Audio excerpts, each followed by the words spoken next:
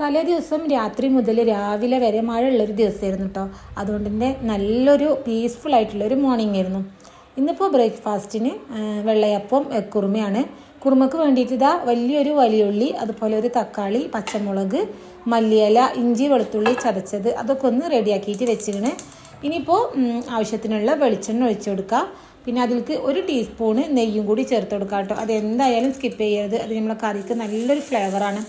പിന്നെ spices add ചെയ്ത് കൊടുത്തിട്ട് പിന്നെ അതാ വലിയുള്ളി, ഇഞ്ചി, വെളുത്തുള്ളി ചതച്ചതും കൂടി ചേർത്തിട്ട് അത് നല്ലോണം ഒന്ന് വഴറ്റിയെടുക്കുക. അത് വഴന്ന് വരുന്ന ടൈമിൽ 3 ടേബിൾ സ്പൂൺ തേങ്ങയും ഒരു 15 കാഷ്യും നല്ല പേസ്റ്റായിട്ടൊന്ന് അരച്ചെടുക്കുക കേട്ടോ. പിന്നെ തേങ്ങ കൂടി പോകണ്ട കേട്ടോ, ഈ ഒരു അളവിൽ മതി.